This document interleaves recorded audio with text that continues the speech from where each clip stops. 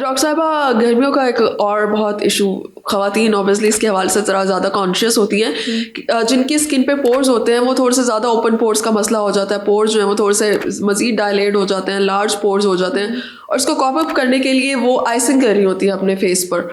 तो ये ठीक है रेमेडी? इसका कोई फ़र्क भी पड़ता है ओपन पोर्स पर, या फिर इसका कोई नुकसान हो सकता है? जो ठंडे पानी का इस्तेमाल है ना, जैसे आपने अक्सर देखा होगा सेलिब्रिटीज़ अपनी वीडियोस में दिखा रहे होते हैं कि वो सुबह सुबह उठकर बहुत ज़्यादा ठंडे बहुत ट्रेंडिंग है पानी आजकल। या बहुत ज़्यादा आइस को डालकर और उसमें अपना फेस डिप करते हैं। Exactly. Of course as a dermatologist हम सजेस्ट नहीं करते कि आप डायरेक्ट आइस लगाएं अपने फेस के ऊपर, because that can be really damaging for your skin. लेकिन जो ठंडा पानी होता है उसका एक बहुत फॉर द टाइम बीइंग एक इफेक्ट आता है कि आपके पोर्स श्रिंक डेफिनेटली हो जाते हैं।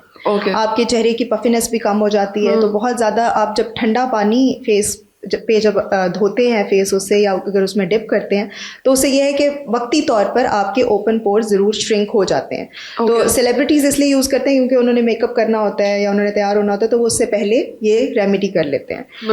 बट ऐसे लोगों के लिए स्पेशली ऐसी स्किन टाइप्स जो बहुत सेंसिटिव, जिनकी स्किन टाइप होती है, जिनकी स्किन पे ऑलरेडी इश्यूज चल रहे हैं, उनके लिए हम रेकमेंड नहीं करते कि वो ये रेमेडी करें। But for once in a while अगर आप कर रहे हैं तो उसमें कोई हर्ज नहीं है। बट हैविंग सेड दैट, ये ओपन पोर्स की ट्रीटमेंट नहीं है। जनरली कंसिडर किया जाता है कि अगर आप आइस फेस पर लगाएंगे या ठंडा पानी लगाएंगे तो उससे आपके ओपन पोर्स मुस्तकिल तौर पर बंद हो जाएंगे या ख़त्म हो जाएंगे।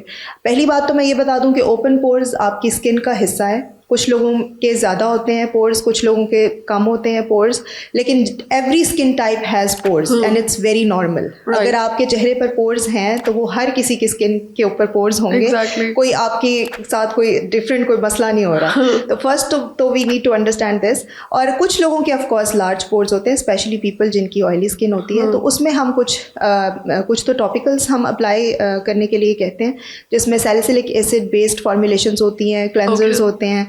नाइसिनामाइड सीरम्स का बहुत अच्छा रोल है ओपन पोर्स में। एंड जो सबसे अच्छा रोल प्ले करते हैं वो रेटिनॉइड्स होते हैं, वो हम प्रिस्क्राइब करते हैं ओरल फॉर्म में भी और टॉपिकल फॉर्म में भी, और वो काफ़ी हेल्प करते हैं with open pores.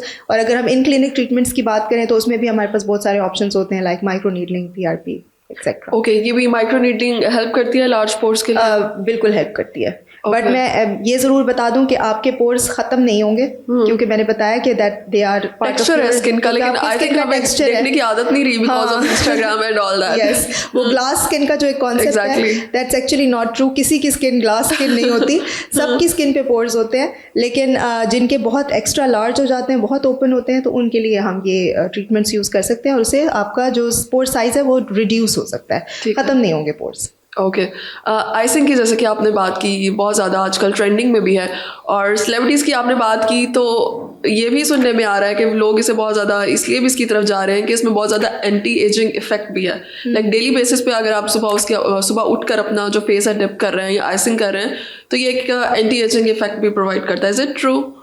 I would suggest कि इट्स समथिंग जो कि आपकी स्किन को डैमेज कर सकता है इन वन वे और दी अदर। आप बहुत ज़्यादा, क्योंकि जब आप आइस डायरेक्टली फेस पर लगाते हैं, it can definitely damage your skin. तो as an anti ageing remedy तो मैं इसको बिल्कुल भी नहीं एडवाइस करूँगी। एंटी एजिंग के लिए और बहुत सारे तरीके हैं, जिसमें सबसे आसान तरीका ये है कि आप जितना अपनी स्किन को मॉइस्चराइज्ड रखेंगे और जितना हाइड्रेटेड रखेंगे, उतना उसकी एजिंग कम होगी। और इसके अलावा जितना आप सन से प्रोटेक्शन करेंगे, जितनी सन प्रोटेक्शन करेंगे, जितनी आपकी स्किन के रूटीन अच्छी होगी, जितनी आपकी डाइट अच्छी होगी, तो आपके चेहरे पे बहुत अच्छे एंटी एजिंग इफेक्ट्स आ सकते हैं। तो मैं as a dermatologist I will never recommend कि आप आइसिंग करें अपने फेस पे एज एंटी एजिंग।